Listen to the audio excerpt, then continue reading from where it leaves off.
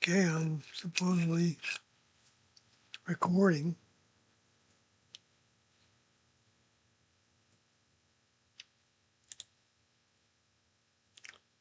And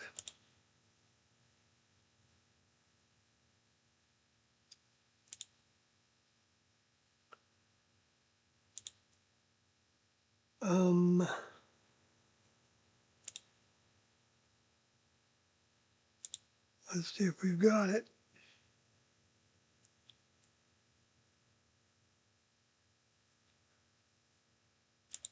I've used this picture before, this image of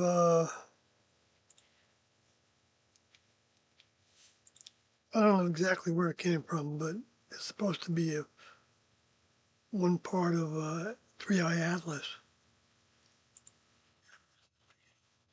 Okay, I can mute that. Sounds like it's coming through.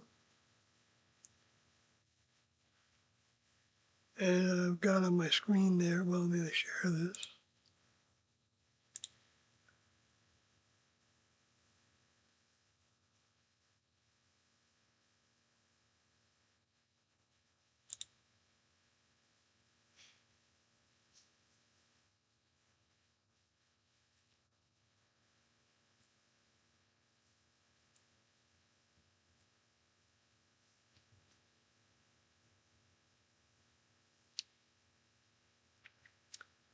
And it looks like that's working over at Facebook. And let's see if Twitter X can come up. Does.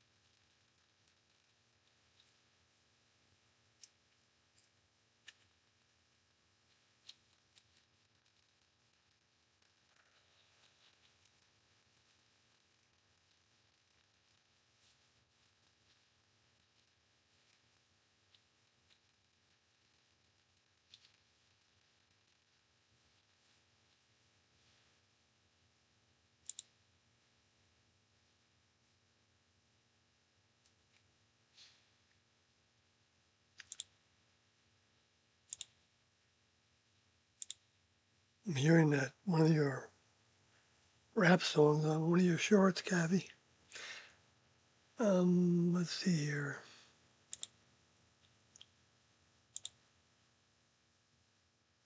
I got nobody in the chat. Nobody wants to talk. Well, a couple of people are watching. So on my screen there, you can see a bunch of different things. In the top left corner, I've made a correction because I've been talking about the prophecy in Revelations where it talks about the spiritual location of Sodom, Egypt, and where the Lord was crucified, being Jerusalem in that context. And I realized that I didn't find the best definition for the word that's the Greek word that's used there, which is pneumatikos. Pneu? I'm not sure how to pronounce that. Matikos. Anyway, so it's an adverb, and actually the primary definition, according to Strong's Concordance. Okay, babe.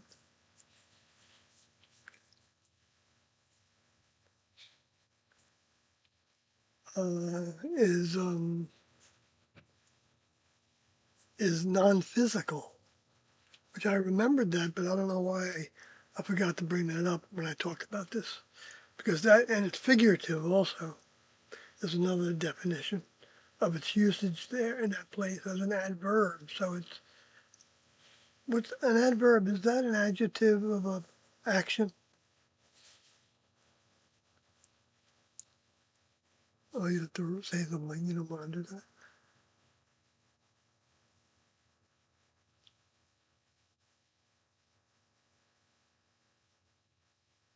Like a type of action?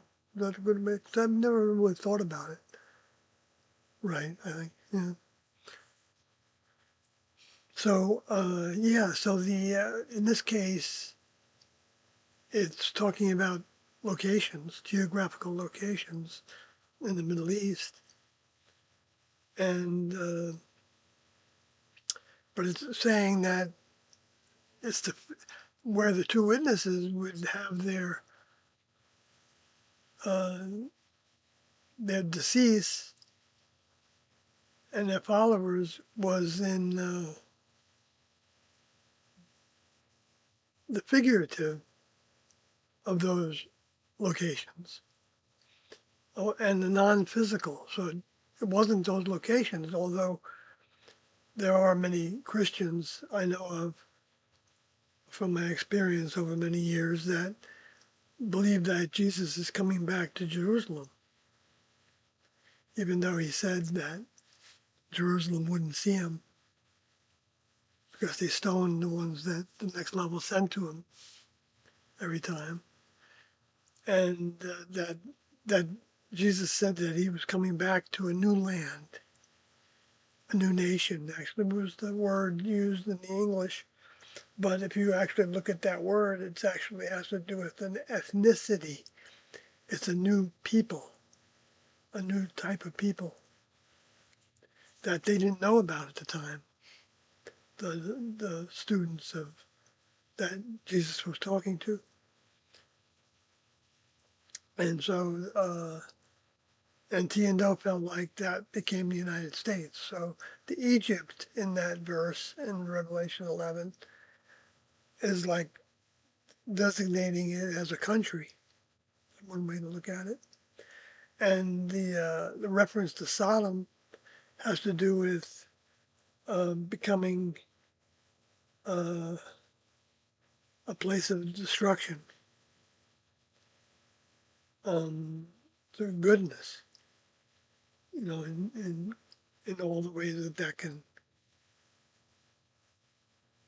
become manifest to where the next level sees it as a disadvantage to the people that are growing to allow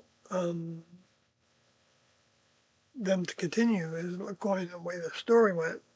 I don't know if that was a true story about the destruction of Sodom and Gomorrah, um, but it's possible because the gardeners, they determine um, what's happening on their planet that they created and life forms on it. At least that's the way I think about it, as coming from the next level as the only ones that we can identify in our minds, showing evidence of uh, somebody that put together this mystical and physical wonder of a location to be a school, to learn from experience with. So anyway, so I wanted to correct that um, about the worst use of the word spirituality in the Revelation 11, how it has to do with being a figurative location. Let's see if I got any live chat going on here. Nope, nobody's saying anything. Still two people watching. Must be a slow night, or everybody's got something else they're doing, I guess. That usually the ones that tune into the stream. I'm missing you. It's,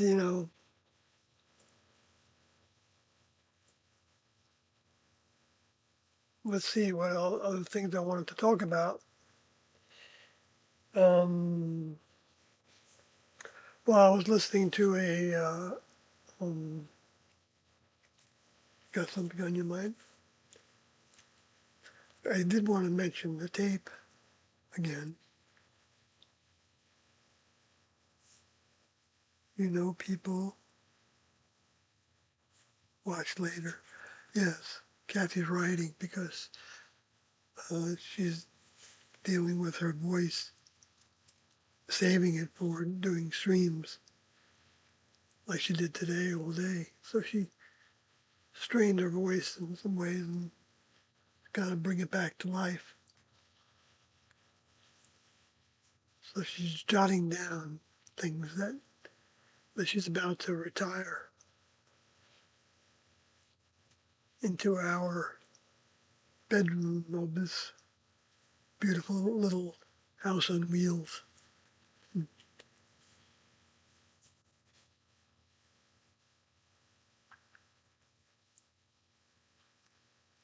Um, so uh, I guess I did put the same subject.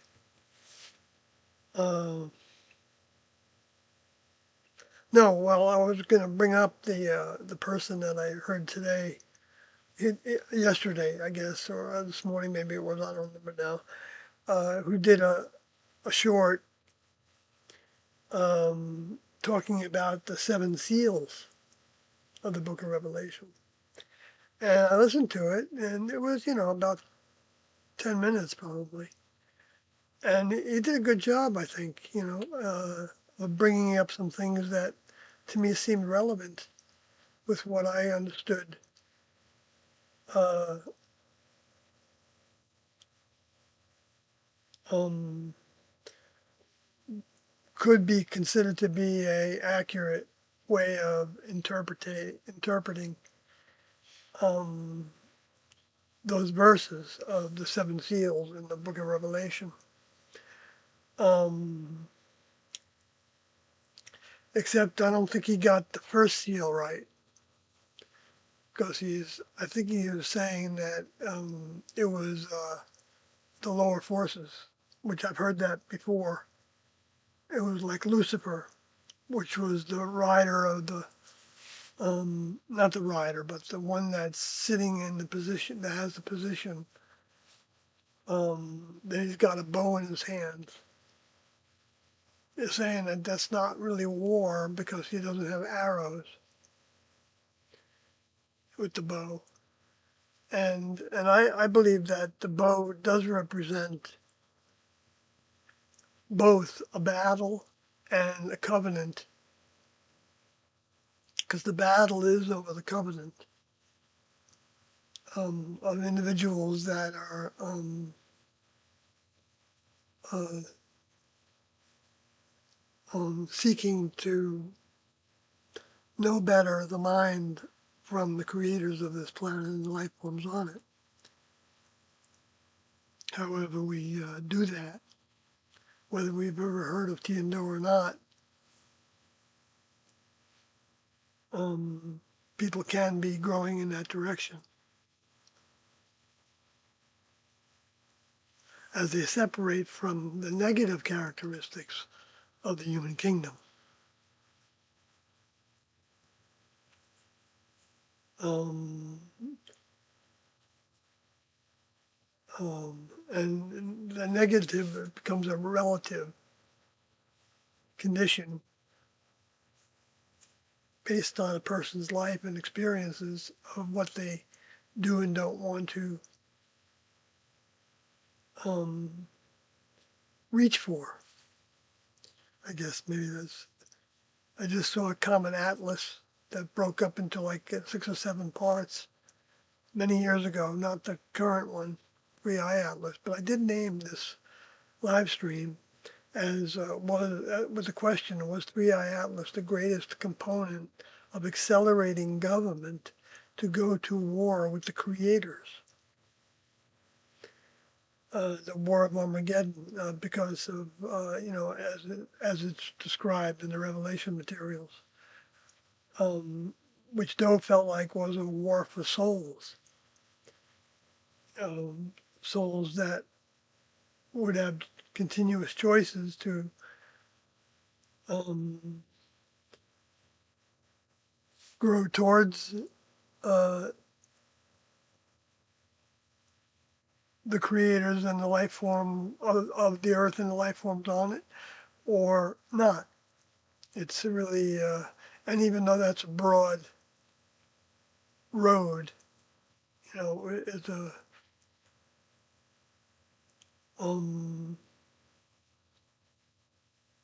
but it's got a very pinpoint kind of focus that everybody can be in some process of uh, obtaining or incorporating into their lives. Anyway, I'm not here to really try to convince people about what Tiendo taught.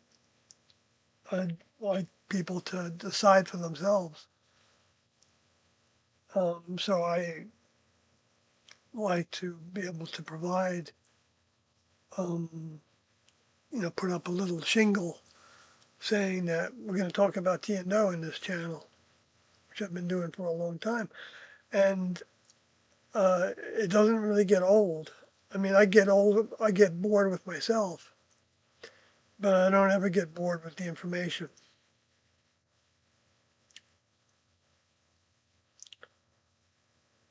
So, Quicksilver's here saying hello. I think that's a friend from your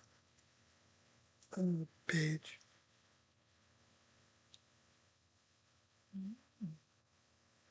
And Jose Weiss 888 says, was 3i Atlas a sign from the kingdom? Well, yes, I believe so. I think it was not only a sign, but a marker of a change, of an increased acceleration, allowing the lower forces to more have their way. And you see how that's translated into the Trump administration, where he's allowing, and those that are with him are allowing those ICE agents to kill people. And that's an example of that in the United States. That was happening, uh, you know, to people from, African American descent years ago, where people would be shot for, whatever they were accused of, or hung, or whatever it was, and killed. And we certainly saw all the shootings that were happening to people, before the what became riots, before COVID happened. It was a little simultaneous to COVID, right? And I'm not justifying it or diminishing it, but that's been the process. That's been escalating, because there were, I don't know how many people were killed during those protests all around the United States, and maybe the world had them as well. I don't know much about the rest of the world in that regard, but there, for whatever reason, they might have been focusing on things that have been happening all the time, but we weren't really. It wasn't getting to the news, and and it wasn't staying in the news. That's kind of the difference, I think. A lot of times, where like there'd be a shooting of somebody by a police officer, because they didn't pass the traffic test. They didn't have the blinker on, or well, light was out in their car, and it led to, apprehending them, and the person was, mad or angry about it, and who maybe intoxicated, and all of a sudden now they're dead, because of that kind of a situation, by somebody that is racist or um, well, probably that's the case in many of those shootings that were happening with police. So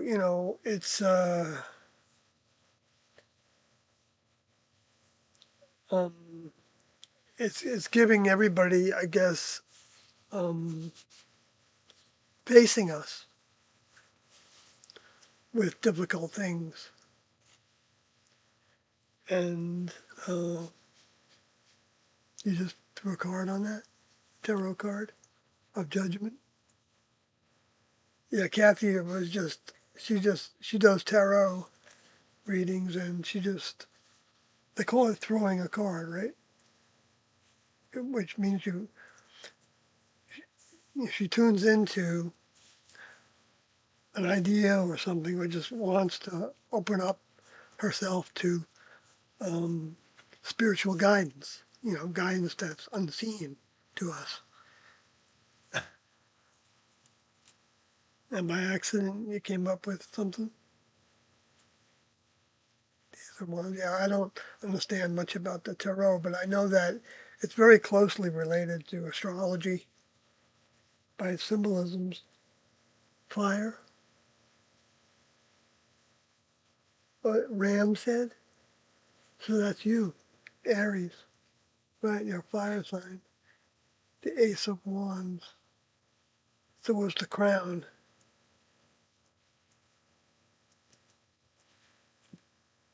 That's the crown of, that's supposed to be God or something? He's got the earth in his hands, right? And he's got a deceased ram. Is that what it is? Well, you're going to have to write it down because you don't want to talk. And that's good. So I'll let Kathy write that down. I'll say hello to Finch. And Jose Weiss, 8888. Yes, evolutionary level. Right. I believe so.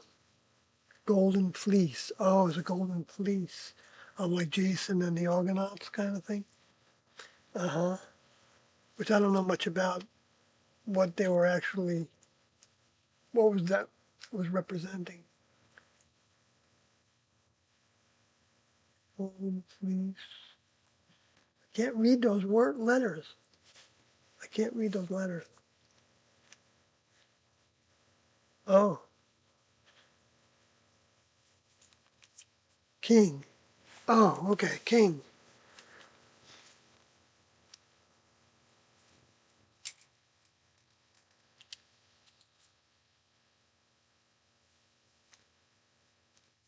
Okay, so yeah, a sign from the kingdom. Yes, the evolutionary level above human. No, it's just that that is the king. I'm not talking about the card now. I was talking about the comment on the stream. Okay.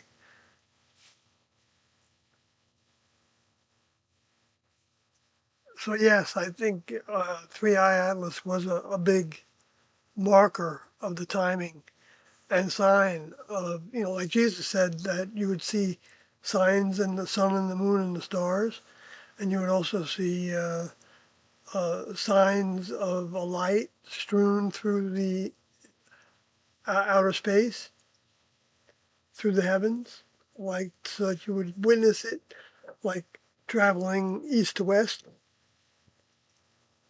going from east to west, like the way that the sun rises on the ecliptic. It's because that's the next level uses uh, those objects and creates cycles, actually.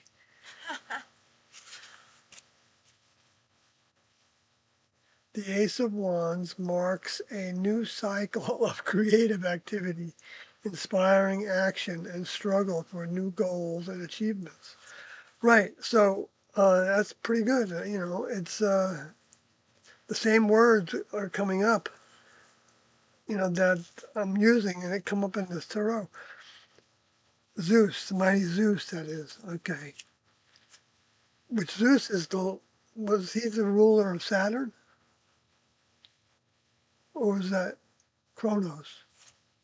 Kronos, yeah, which is the son of Zeus, right? No? The father of Zeus? Oh, okay. Kronos is the father of Zeus.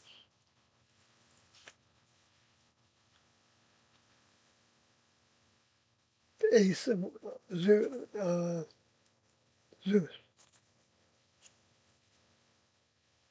He died.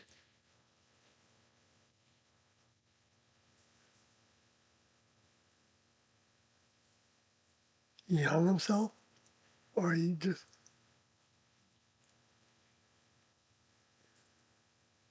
what? He killed his father. He killed his father. Zeus killed Kronos Kronos?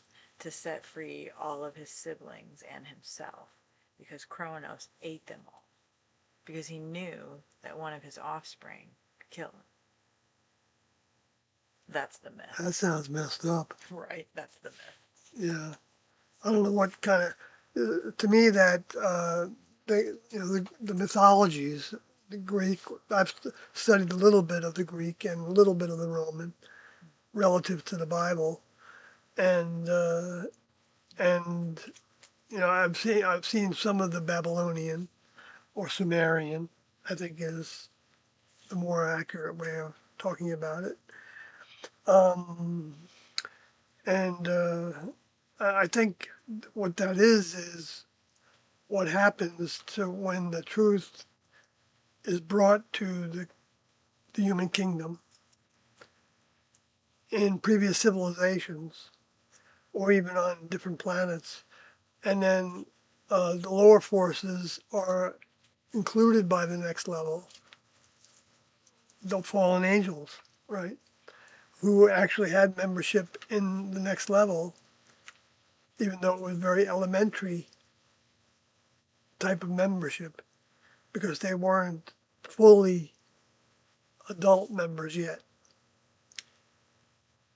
And then they proved why by going against the instructions for the tasks that they were given to do when they became elementary members of the evolutionary level above human.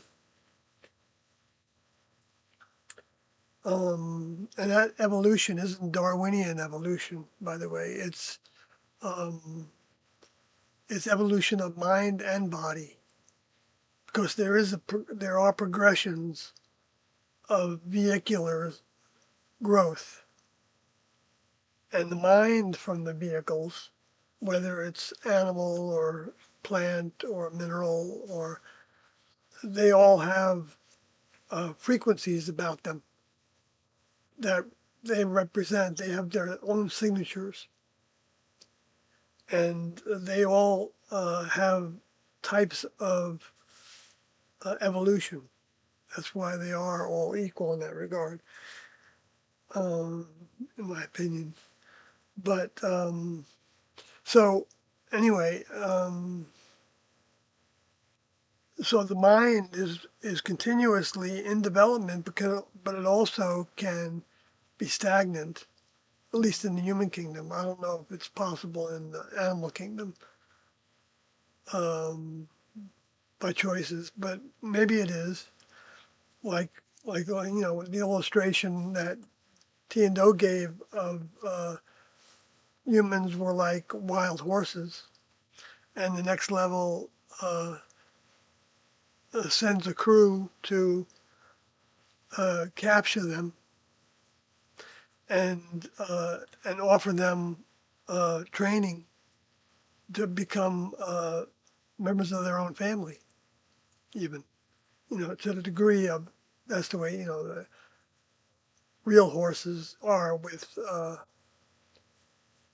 with their rancher, masters, if you want to look at it that way. And so, but then the horses that don't receive the training, because they choose not to, they keep on bucking the rider off or whatever it is that they do. That's not going to be usable by the rancher. They, according to Doe, then they are set free. They are allowed to go back into the wild. So nobody is actually hurt by it, except that those individuals might not get the opportunity to have a relationship with humans that they otherwise aren't going to have, unless they have some equivalent circumstance like that happens in the future for them, which it might. And so that's the understanding of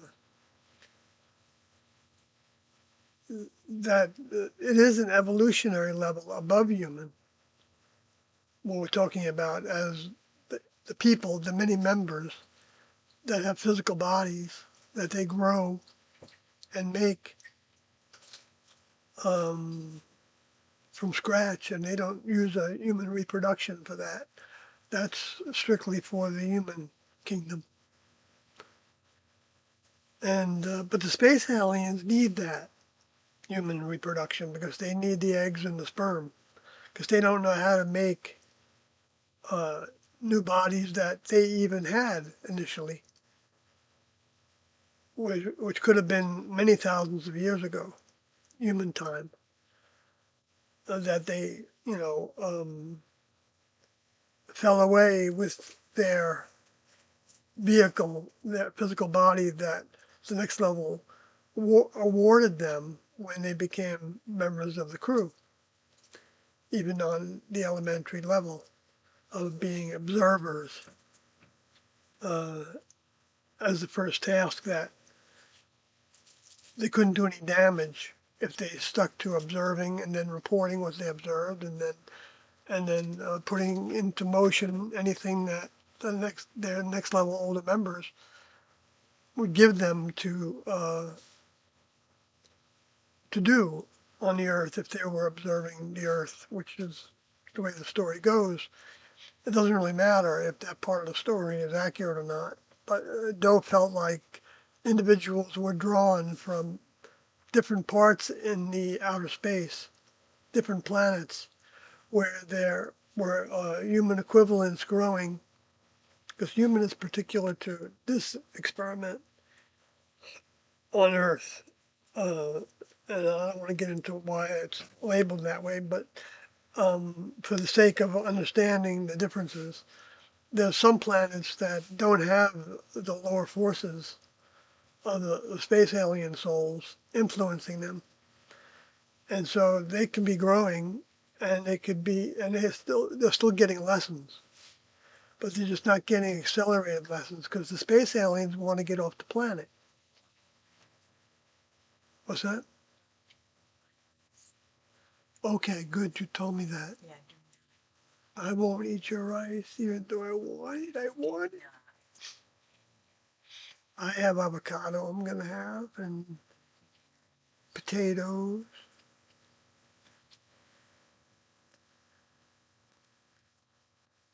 Good night. Gabby says good night.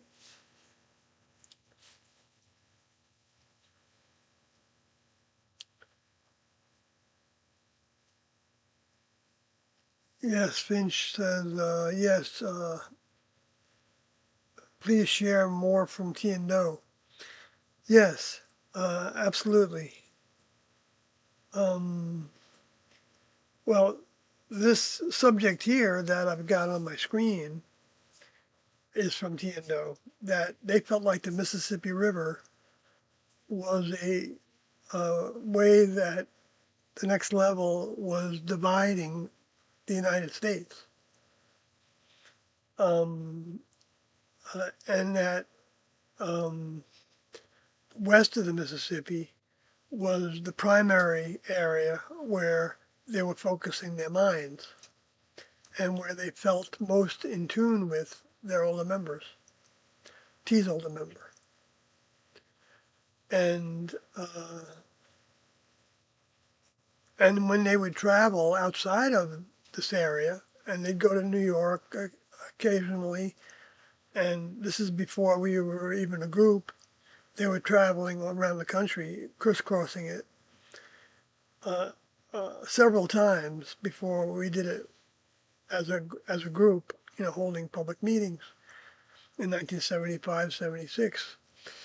So that's by their experiences of the kind of closeness that they felt with their older member, that they kept on recognizing what they felt closer when they were west of the Mississippi River.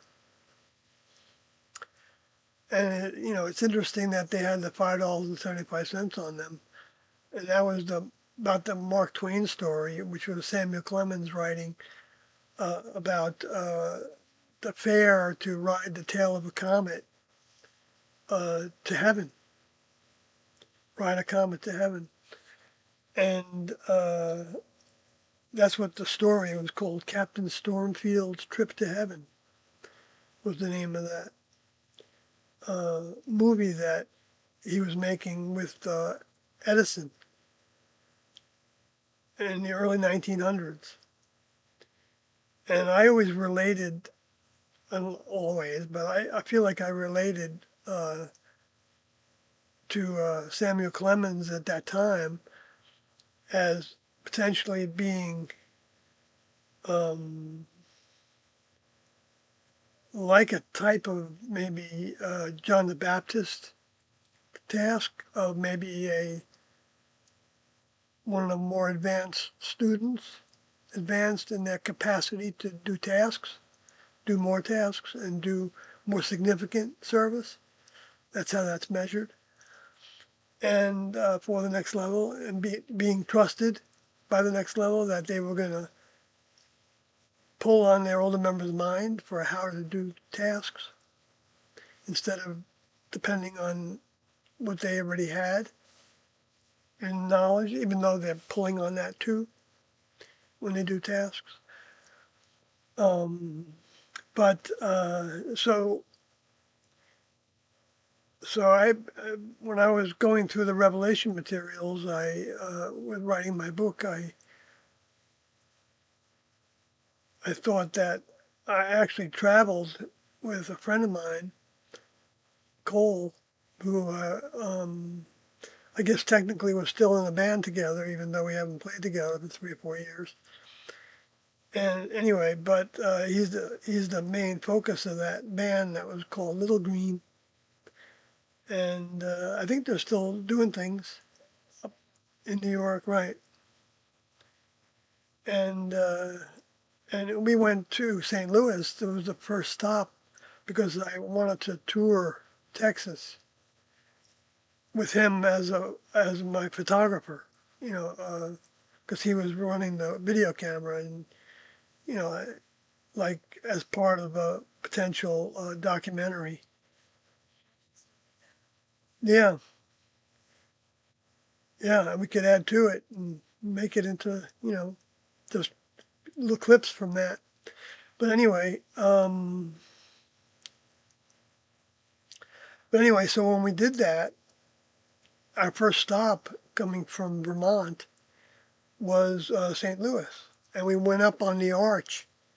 Inside the arch, there's elevators in St. Louis. And so you ride the elevator to the top. It's not that expensive. I don't know what it costs, but and it's not heated, so I don't might be a little cold in the winter. But it goes to the top, and then you can observe through like little windows that are inside the arch, out from the top.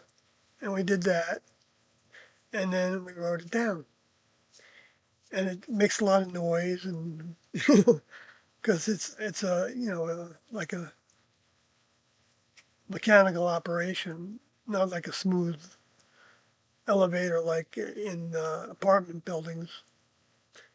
This one's clankety clankety. and you can sit 4 people to a car.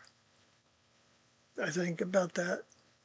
Anyway, so um, yeah, so St. Louis, and that's when I recognized, oh, it's the gateway to the West. Okay, so now, so I began to put that together with um, Revelation 11, where it talks about measure the temple and those that are serving within. And I began to think that since most of the students that joined with Tiendo came from living in the western United States, that doesn't mean they were originally from there, but that's where they ended up at the time when they got in touch with Tiendo's information, as I was among them, being in Oregon at the time. That was indication of which vehicles would be chosen to become a vehicle that a soul is going to try to overcome its negative characteristics or its human characteristics of through and gain the strength to become a member of the next level, functional. But it takes work for that to happen. But so uh,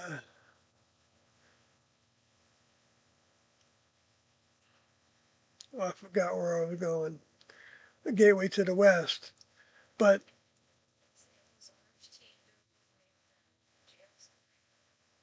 oh, right. That's a good point. The jail story, and Finch wants to hear more about T and Do. So um, the jail story actually was focused on St. Louis, and that's pretty significant, I guess. I say I guess because I don't want to make too much of it if it's not something to be made from it. But then again, the next level actually has a lab crew that provides somehow clues to us. Gives us signs, gives us ideas, gives us images that people pick up on even when they're making movies and things. The next level can be working directly with movie producers, and they don't know it because they're invisible. Even though they could even be there physically with their physical body that's grown but has the capacity to change its vibrations so that a human can't see them. Like the story in the early 60s and 70s. I'm not sure when it came about, but there was a TV series called The Invisible Man, and and then there was another one that was about a couple that died in a ski accident, and they were always Topper was the name of it, and they were always hanging around Topper to help them with things. It was kind of fun. It was a fun show. Maybe we could find it sometime and look at some room. Yeah, like we have nothing else to do. So anyway, um, so I just went down all these roads. Anyway, so let me go to the chat. Oh yeah, the jail story. Thank you. Um, so what happened? Like T and Do first, when they came together and they felt like they had something to do together, even though Do was rebelling from that. They ended up uh, leaving their lives behind, their human lives, relationships with, you know, uh, well, Do had already, I guess, broken off from his family for the most part, even though he was still in touch with some of the members of his family, his vehicle's family. But but they left behind those relationships to put all their focus on what they feel like they were receiving in information. And so when they did that, they ended up getting chunks of information that informed them that they came from the what was really an evolutionary, physical evolutionary kingdom level above human, and that they had tasks to do of fulfilling prophecy and bringing updates to the Bible. That was the first chunk of information that had all kinds of ramifications associated with it as part of the information they got. And then they started crisscrossing the country trying to figure out what prophecies they were supposed to fulfill and what updates they were supposed to bring exactly. So they were studying all kinds of material from all of the religions, from theosophy that T was already studying before that, and has to do with the Hindu Christian relationships um, of thought and beings, and like the ascended masters, and so they were reading everything they could get their hands on to try to figure out who they were, and then they got this. They finally came upon the Revelation 11 chapter, and they felt like that was talking about them, and and so then they continued to crisscross the country and went to spiritual centers and going to churches, and even had a little card that they had where they wrote the two witnesses were here, until they got to the Summit Lighthouse in Oklahoma City, and they went into the um, um, I forgot his name, but it was Claire.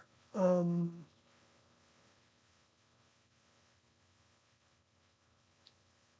Gosh, I haven't used that name in a long time, so I forgot the names of. But Claire was one of the names of the two teachers that were in the Summit Lighthouse. Claire Prophet. I guess the last name was Prophet. I don't know if they took those names or what. It was Mark, I think, and Claire Prophet. And anyway, and uh, so when T and O walked in there, they said, we wanted to talk to your, they said that to the receptionist, they want to talk to um, their teachers. And they said, well, who should I say is calling on them? And they said, well,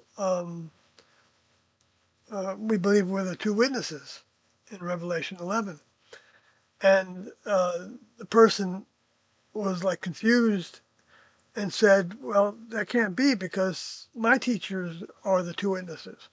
And after that, T&O didn't want to talk about it like that anymore because they realized that, you know, they were alerted to the task and how it was described, but that didn't mean that they were going to, like tailor what they were doing based on what it says in the Revelation materials, because they were receiving their own information that had the overview of that material built into it in terms of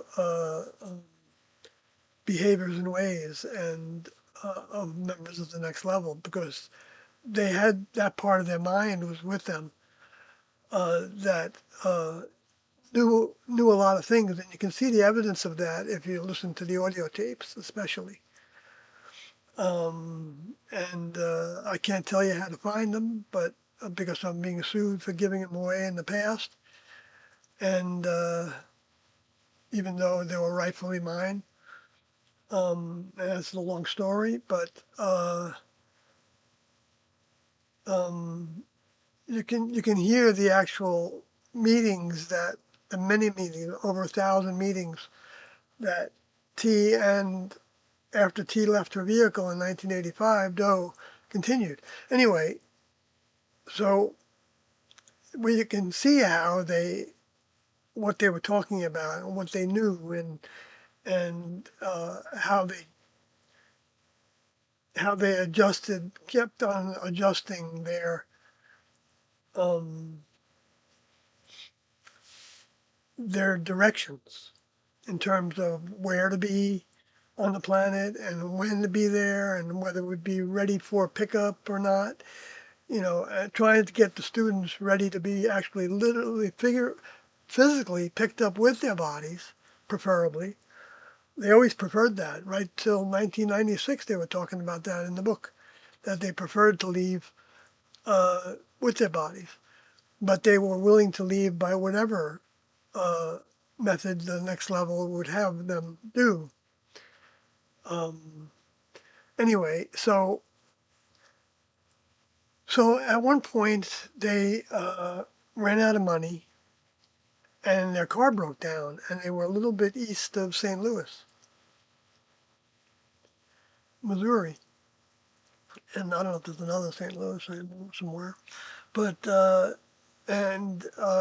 so they made their way into St. Louis, and I guess Doe wasn't using any of his old credit cards at that point, but decided that maybe it would be okay to use it, even though it was like a year since they had left Houston behind, because that's where they both came together in Houston, which is where Kathy and I are very close to now. Um, um, anyway, and so when they did that, they rented a car because you needed you needed to have a credit card, I think even then, to rent a car.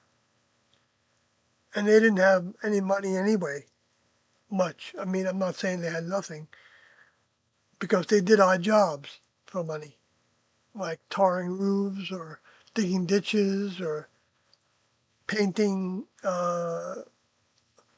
rocks that would wash up on the shore and on the Pacific coast by Gold Beach, Oregon, and selling them to tourists and getting enough money to buy uh, cream to go with the berries that they would pick, because the berries grew wild all over the place in Oregon. And I actually can verify that. I lived in Oregon on the coast, and there's berry bushes everywhere that are edible. And anyway, when they're in season. But so they were in Gold Beach, and that's where it occurred to them that they were the two witnesses for the first time, which was 1974, I believe. And either that or was early 75. Um, no, I think it was in 74, because they ended up traveling back and forth again. And when they got to St. Louis, like I said, and they rented a car, they continued to travel west, and then they ran into Hayden Hughes, and uh, and then ended up interviewing with Hayden Hughes and David Garcia, and at the Oklahoma City Aerial Phenomena Research Group or something like that, or KUFON maybe it was called. It was about looking at UFOs, and because they were going to different organizations that were talking about UFOs at the time in 1974, 5, and 6. But to talk about it, because they said that members of the next level had physical bodies and they used physical transportation, and that was depicted in the Bible as being like clouds of light and things like that, because they weren't ready for the recognition of the reality, the total reality of being a physical kingdom with many members, and not people floating around, you know, uh, in heaven somewhere regulating the universe. It's a physical universe, and they have physical bodies and physical spacecrafts that they manufacture and grow. They grow things, you know, and humans are learning to do that because they know it's possible, because the space alien mind knows it's possible to grow organs and things like that. and they want to do it so that they can have longevity with whatever vehicles they have, and they want to learn to actually make a body, without having to splice the parts together, like a Frankenstein kind of body, right? That's where that idea came from, I guess. The fact that it's a reality, and that the space aliens want humans to learn how to do that because they don't have laboratories on board their spacecrafts. They probably have the same spacecrafts that they had when they decided to go do their own thing on the Earth during a previous civilization or the beginning of this one, or both, um, because they were given many chances, according to T, to get back on the straight and narrow of of service, wanting to be of service, desiring to have the service of the next level of the members, not because they need us to be their servants. They don't need servants. They exist without anybody uh, because their whole environment is a life-sustaining environment. It's not a decaying environment like the Earth environment, even though that decay is not a bad thing. It's just part of the recycling that happens here. And that's what, it's cycles of development. And how long is this cycle of development going to continue? We don't know. We don't know. And we don't know what degree of changes are going to be done to it. Uh, um, and we do know that from T and Do's many times talking about it, that the next level doesn't waste goodness, doesn't waste when a soul has um, connected with them in a serious way. Then they have their eyes on those individuals, and even if it's just a curious way, they could have their eyes on those individuals, and that can happen anytime to anybody. So there's no judgment of it, because it's not what you've been given. I mean, it is, but it's what you do with what you've been given. And one of the primary tasks that every member of um, people that looked at TNO's information and understanding and behaviors and ways as being evidence of the creators of the earth and the life forms on it, um, is to stand for them, to be willing to stand up for them, and get their information out, be able to share what they taught with other people, and that's what the task is now for anybody that chooses that. And the only way you get that task is by projecting your mind to the highest source you can imagine. And if you're actually looking for that task, then that would be to do. Even though T is actually an older member to do, our pathway is to go through do. And T gave us that instruction while T was in her vehicle to make our commitments to do. And that would apply now too. Anybody that feels that desires that, not because they're supposed to, or not because they think it's, I mean, I'm not saying there couldn't be all kinds of reasons in someone's head why they would do it, but but it's the fact that they're doing it that's most important, I think, and not whatever that shape that takes, because that current classroom doesn't exist anymore. The same one that was here with T and Do and crew that I was a part of for 19 years with them.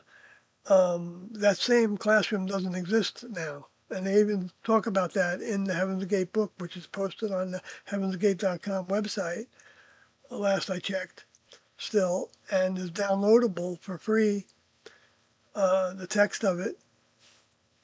And you can see that there's an article or a document that's called, I forgot what it's called, but it's uh, the time of that classroom that they were in at that time was over at that point. And they describe what things um, weren't part of, uh, like for example, one of the parts that, well, I don't know, I'm not going to get into that right now. Let me go back to the chat. I don't know. So anyway, they got arrested for using those credit cards that Doe used to rent a car because they didn't return the car uh, at the time that it was supposed to be returned. And they wrote letters, though, to the car company, the rental car company, and said that they would take good care of the car and that they would pay for it. Um, um, which, they thought that the next level would help them with that. And as it ended up, they didn't get a chance to do that, because it was, I don't know if it was a month later that they ended up, they were in Brownsville area, actually Harlingen, Texas, which is right alongside Brownsville, Texas. And, uh, and they felt like they had instructions to contact the media to tell them their story. So this is like 1974. And and so the person that they contacted at the media thought that it was like a tip for a drug bust or something like that, and so notified the police department, and they all went to the motel that T and O gave them to meet in, even though they didn't give them, T and O didn't give a room number, my understanding. And then all of a sudden, T and O were looking out the windows and they were seeing that there were people walking around that looked like police, and they were getting spooked by it, and so they decided to try to leave. And as they were trying to drive away, a helicopter came over their car with a megaphone and said that they needed to stop, and that this was the police department, and um, blah blah blah. And so then when they ran their ID and stuff, they found out that they had the rental car, and that also that one of the earliest students that they had in 1972 was the beginning of this person wanting to remain connected with T&O. I think her name was Sharon, and she might have been related to Flexody. I still don't know that, but she had given one of her credit cards to T&O to use for gas. It was a gas credit card, and it ended up that this person's husband found out about it, that she gave it to somebody to use, and had it canceled. And so there were charges on it that I guess was the reason why. And T did that in her name. They used the gas credit card a time or two, which they felt like later on was a mistake, both those occurrences, but they also felt like they had instructions to do it. T&O always say things that leave you feeling like they're giving you more, and at the same time not really comprehending, but showing us the way they think by giving us, additional examples for why they did things and what they thought about those things then and afterwards. So anyway, so they were both taken to jail, and that's known. And then Doe ended up in St. Louis. He was transported to St. Louis, and then charges were dropped against T. She went to get a job as a nurse again in Houston, where she used to work, and she did get a job. And Doe was taken to St. Louis, to a prison. I'm not sure how big it was, which one it was, but because he wasn't actually sentenced, it was like 6 months, um, when they decided to plea, to see if he would go for a plea. And when he found out that to plead guilty would be a 4-month charge penalty, and he already served 6 months, he decided that, well, they owe me 2 months. I'm going to take the deal. So he pleaded guilty to some kind of, I guess, theft. And so he became a thief in the night, just so happens, if you want to look at it that way. Even though I think that what that really means more so, well, I mean, the next level might have had fun with that, fulfilling that, because that's part of what some of the crew members do in their different crews with stuff, help humans make connections with things, to help them open their minds to uh, reality more, and by considering.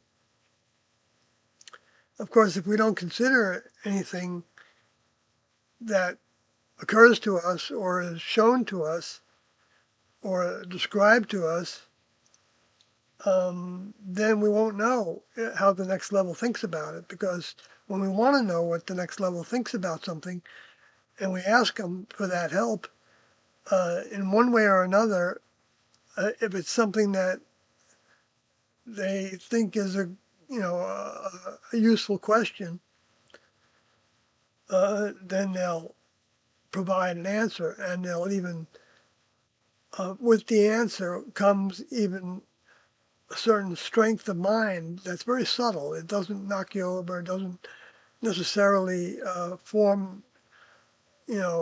sound like a voice in your head, but a thought in your head can sound like a voice in your head. I mean, it does sound like that. The few times that I feel like I've received that kind of a communication, which is I have a story about, but I kind of want to bring this back to the focus more and more, and that is to say that um, uh, uh,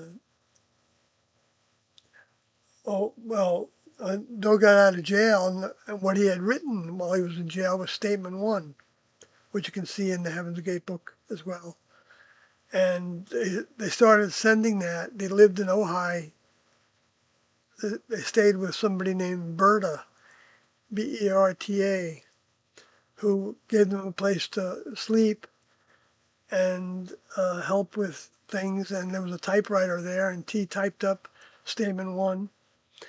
And on a legal size piece of paper, it filled up the whole page. And then they gave that out to the people at the meetings that they put on in 1975, which I attended one of in Walport, Oregon, and joined them having attended that meeting. So that's a little story about T and Doe. I don't know if there was more to it that I needed to go into.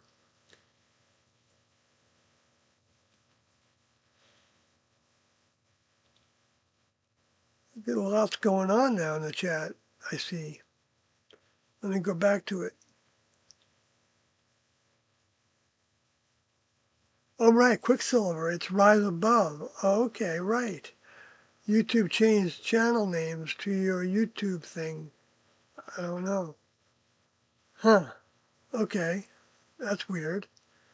And then Hosey Weiss says, to me personally, it's them saying, change your ways.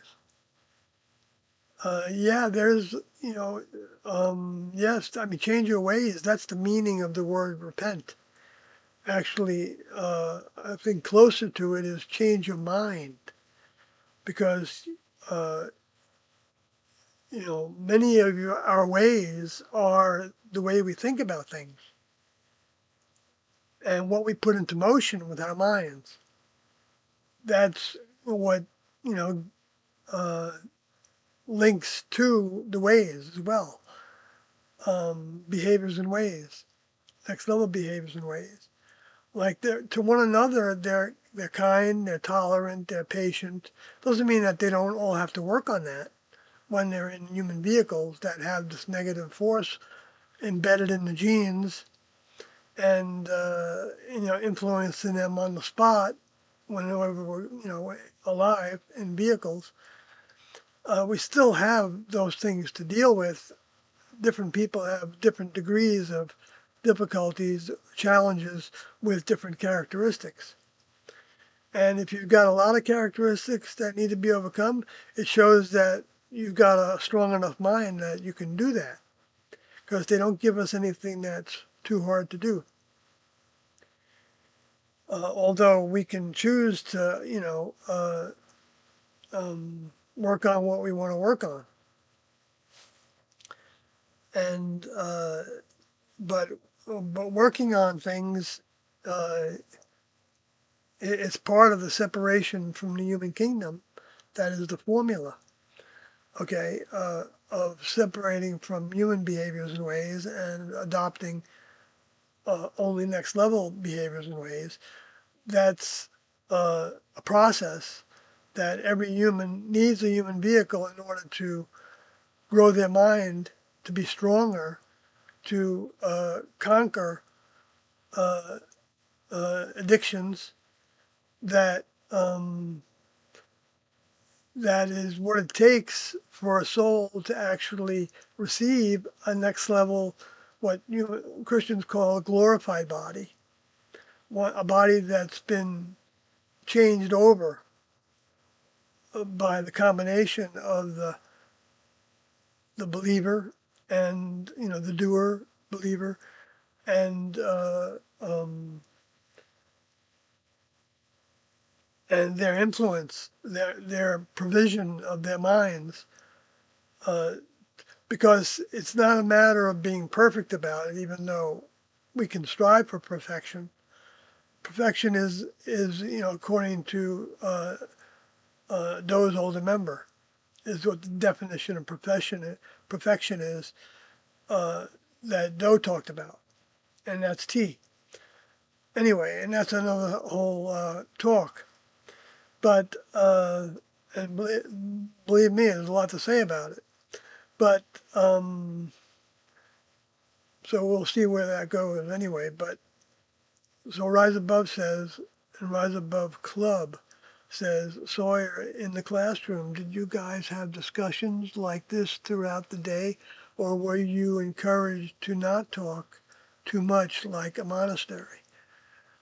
Right. We were encouraged to not talk unless our task required it, and then to use the least words we can, but convey an accurate picture of what it is we need to talk about.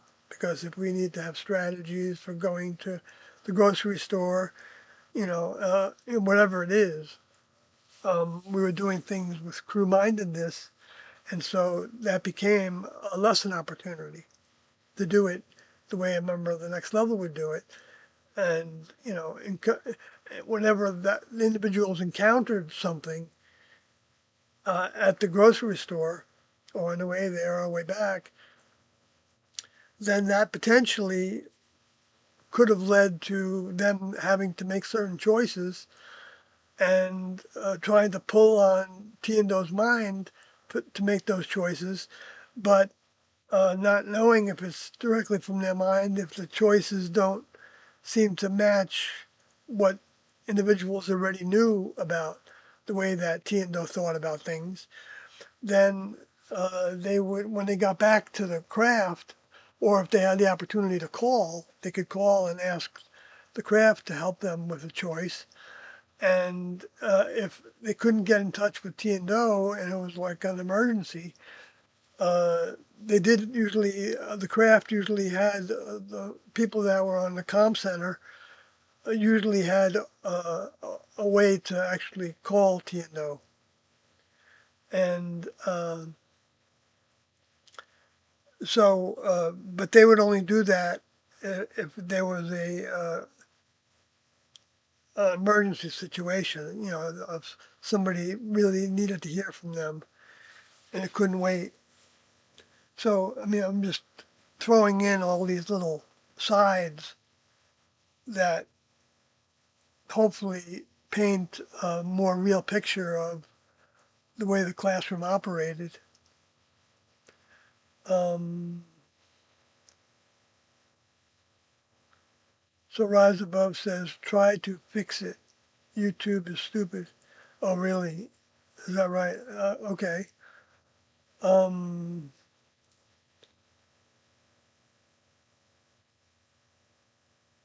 so it says, Rise Above says, Sawyer, in the classroom, did you guys have, oh no, the discussions, I already read that, sorry.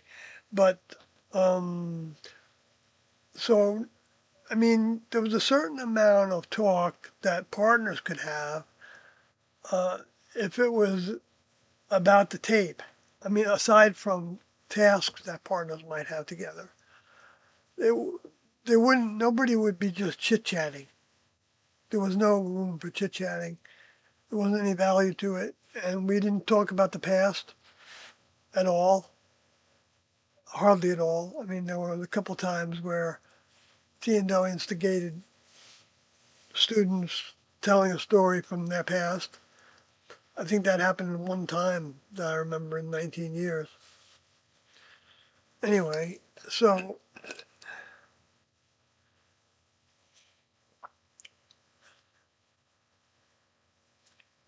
I'm going to move on. Saturn is the Roman equivalent of the Greek Titan Kronos, or Kronos with a K, the father of Zeus.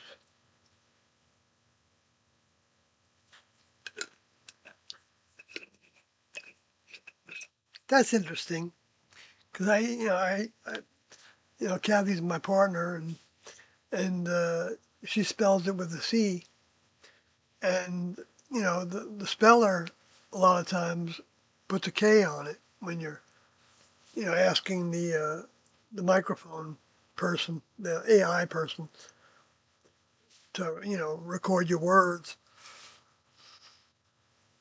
I don't know if that's related. It's just it just stood out to me a little bit.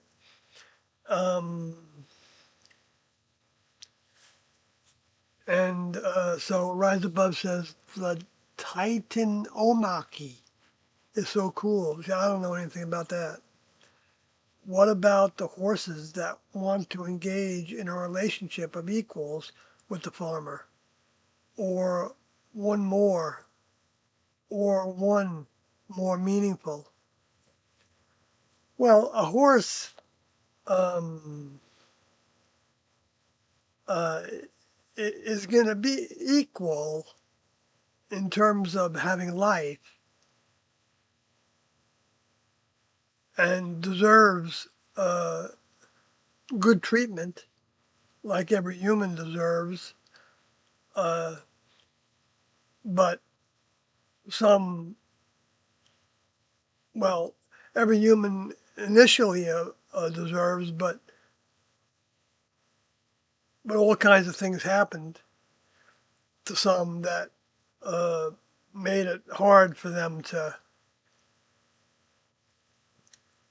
um, think that they were getting equal treatment as others. And of course, there's a lot of examples of that throughout their history because humans are in a process of evolution to where, you know, there, many are conquering racial consciousness and gender consciousness and sexual consciousness and ego, authoritarian consciousness, and which can take place in a lot of different ways, or or spiritual consciousness, overcoming that. I mean, not that there's not a proper, a realistic way of uh, identifying and recognizing and interfacing with spirit or the plasma like physical substance that even according to TNO is what came from uh, a human vehicle that was deceased. And the human vehicle becomes a container for the mind from the ancestors and the mind from the society in which they've grown, or societies in which they've grown, and from their relationship with whoever served as the parents. Even if it was an institution, they would then sharing the mind of the individuals that were in charge of the institution and any visitors they might have and things like that, and each other. And anyway, so that's where the mind of any of us comes from. And when the vehicle dies, then that mind continues to do the things that it did and be with the people that they believed in before and wanted to be with and were with, and do the things that uh,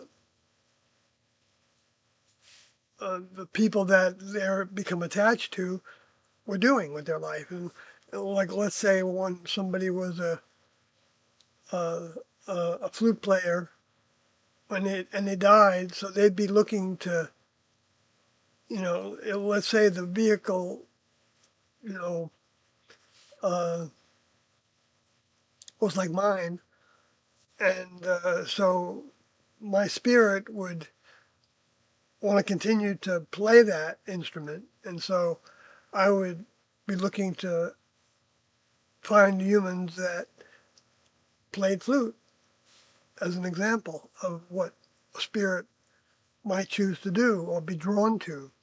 It might not even be much of a choice, but more like um, an energy or a magnetism of some kind that draws us to what we want, uh, down to the detail. Okay, I don't know if, let's see, so a relationship of equals with horses, they do get to be equals relative to their vehicle and the kind of service that they're offering, even if that service is to just be in the stable, and to be someone that members of that human family like to brush and take care of and maybe ride sometimes and maybe ride a lot, so that horse would be a member of the family for all intents and purposes, even though they didn't have the same choices that a human has. And that doesn't make them lesser, it just makes them different. Um, but there is a hierarchy of service. And the idea is to keep on growing to where you show the next level that you can be trusted to do the right thing when you know what the right thing is in a circumstance, and uh, and accept the consequence from that. Because sometimes doing the right thing is going to bring about somebody who doesn't like that you're expressing that or living that rightness, or is jealous of you, or is thinking that you're less of a person because of your gender or because of your appearance or your amount of money that you have or your fame or your relationship with other friends and circles and things. All those things become judgments that we have potentially towards one another. And and when we're holding others down from doing what they want to do, even though it might be good to give them advice sometimes, so that they don't make mistakes that another person may have already learned as a mistake, that's a helpful thing to do with somebody, but learning how to do it is a challenge. And how to offer somebody help with changing something about their lives is not an easy thing to get somebody else to receive because they're automatically going to be on the defensive a lot of the times unless they've had a certain amount of life experience that welcomes uh, somebody pointing out to them something that they could do better with. And the classroom was based on asking your partner to point out to you the things that they could do better, more like members of the next level would do them, and in speaking or in physical actions. Well, I guess speaking is a physical action too. Uh,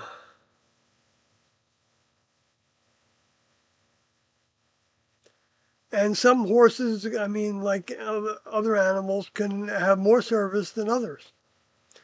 And it doesn't mean that they're better necessarily, but they're given more opportunities. And so because from opportunities, when somebody tries to put into motion additional tasks, then they're potentially building other characteristics of their minds stronger. And recognize many times people, the way they're growing is by recognizing that they don't think they were growing well in this other way of thinking and acting in the past. And so they are looking for something that would be more satisfying to them. And then when they find it, because there's always something to find, I think. Like in the T&O classroom, there's more of their mind to find. And because we didn't get it all, because there was a lot, and that's been evidenced to me by listening to the tapes that were made in the 1980s and hearing things that I don't even remember hearing, even though I was sitting there. It showed that I was only absorbing a certain amount of it.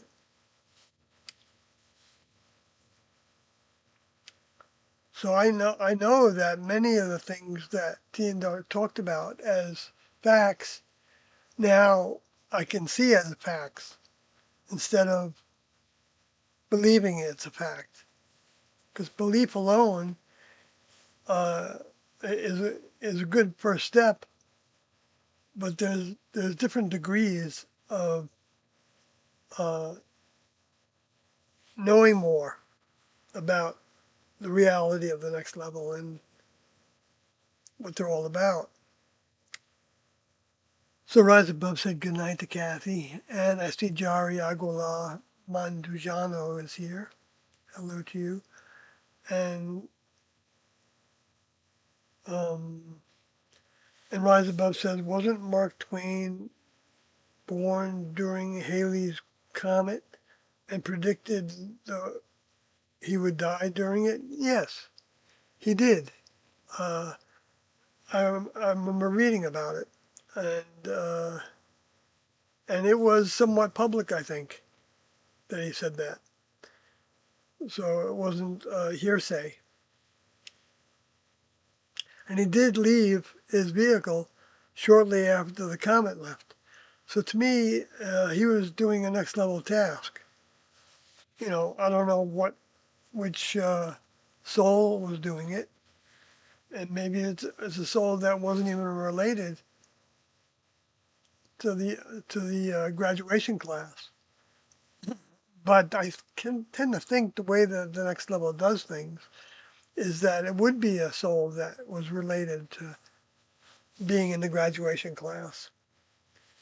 Um, but I could be wrong. It doesn't really matter which soul did it. There is individuality for the first time, actually, in the next level, because we're surrounded by influences that are unseen to us most of the time, but affect us and our choices. Where in the next level, that doesn't exist.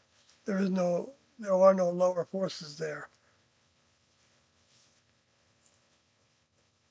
on their spacecrafts, in their laboratories, in their environments.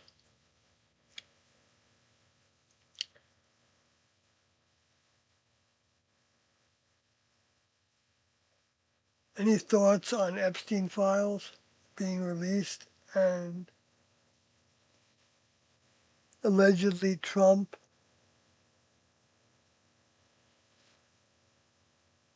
abusing minors? Uh, it's hard for me to believe that they didn't have a crew going through those things um, uh, to find things that might paint Trump in a certain way. But it can also be that members of the agency doing that work of viewing all that information uh, could want things to come out, and who knows what things that would be on those tapes that are incriminating. And so I don't know if Trump's going to have any problems from that. I don't think he really necessarily cares at this point. I think he's a man on a stronger mission now to make as much money as possible and have the tightest group that he can have in order to do all the many, many things that are needed to be done in order to put up a defense to what was being demonstrated to them is the power of, like, for instance, Three-Eye Atlas, because all the anomalies with it that added to its description that we might not have seen all the photographs, but I believe it's in the next level's interest that the truth gets revealed more and more detail, so that we can see it for what it is and not guess about whether this is a conspiracy or they're making it into something that it's not in order to get political points. So Rise Above says, I'm getting tired, by the way, so I'm going to probably conclude soon.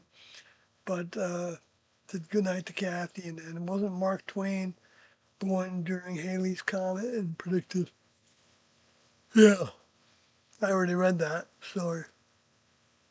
And you Jazz says, any thoughts on Epstein files? I just read that already. You can tell I'm pretty tired.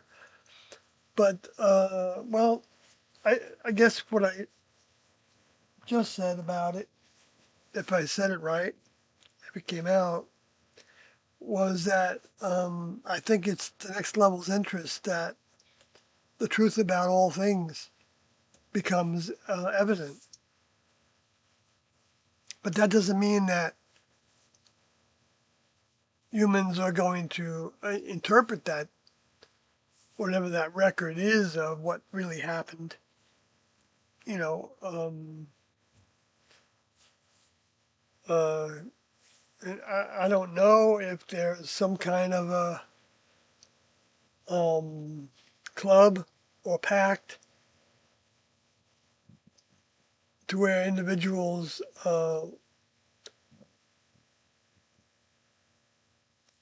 want to have um,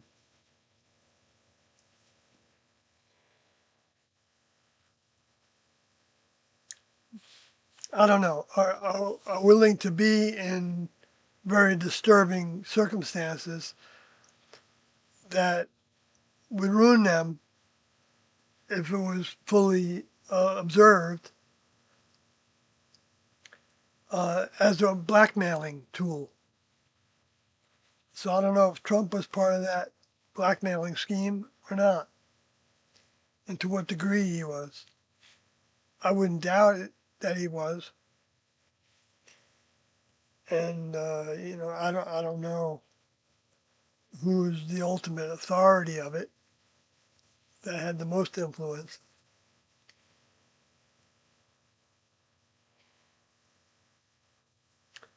But I think there's also the whole genetic engineering things that are going on with babies and body parts of babies, and also the harvesting of organs to be used by humans. You know, that interest, there's a market for organs and all over the world. So I don't know if they're part of that. I don't know if they've got some space alien connections on that island, actually mingling with them. I kind of don't think so, because I think the space aliens are vulnerable. They're not very powerful beings. Even their minds aren't even that powerful anymore.